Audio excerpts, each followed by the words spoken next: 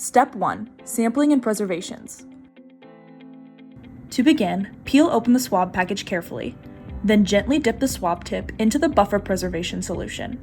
Swab the target area or object by applying downward pressure while simultaneously rotating the swab tip to ensure sufficient contact between the swab tip and the surface. After swabbing, carefully insert and snap off the swab tip into the preservation buffer tube. The preservation buffer inactivates any virus in the sample and preserves the viral RNA for later testing. Close the tube tightly and gently invert 5 to 10 times to completely wet the swab tip. Wait at least 5 minutes before proceeding to Step 2. Step 2. RNA purification.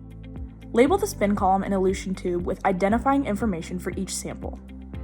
Add 300 microliters of ethanol to each preserved sample and gently invert tubes 3 to 5 times to mix. Then, add the sample from the preservation buffer into the spin column and close the cap.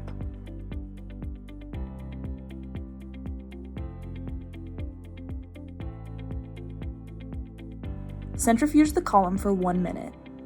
Any viral RNA in the sample is now bound to the membrane of the spin column. Next, take out the samples from the centrifuge, dispose of the collection tube of liquid, ensuring that none of the liquid touches the spin column membrane.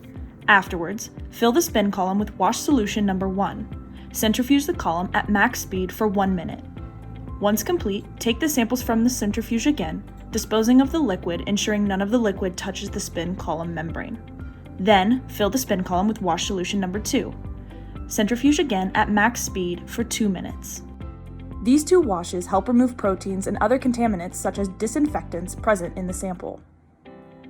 Take out the samples from the centrifuge once again and dispose of the collection tube of liquid. Place the column in a new elution tube and add 50 microliters of elution buffer directly to the spin column membrane. Let sit for 1 minute.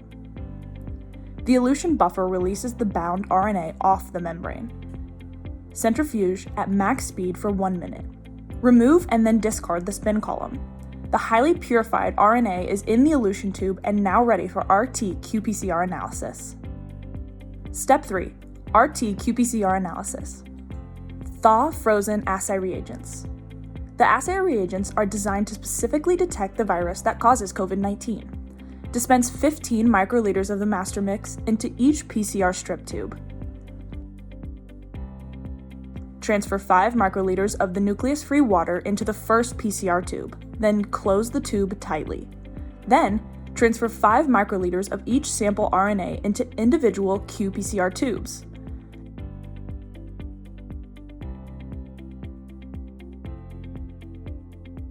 Leave the last qPCR tube with no RNA if adding an optional positive control. An optional positive control can be added to the last tube to help the machine verify that it is running appropriately.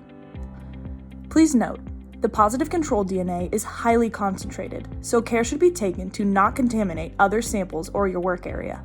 Gently mix each qPCR reagent tube by inverting 5 to 10 times. Using a robust downward motion, shake the contents of your qPCR tube to the bottom of the tube. Samples are now ready for analysis in the GeneCount Q8 or Q16 device. To begin this process, open the latch on the front of the qPCR device and place the PCR strip tubes inside the device and close the lid firmly. To set up the GeneCount software, choose New Experiment. Double-click on the first box labeled A1. For the name, type in negative. For the type, select negative control. For the quantity, type in 20. For the units, it needs to be in milliliters. For the extraction method, select lab method.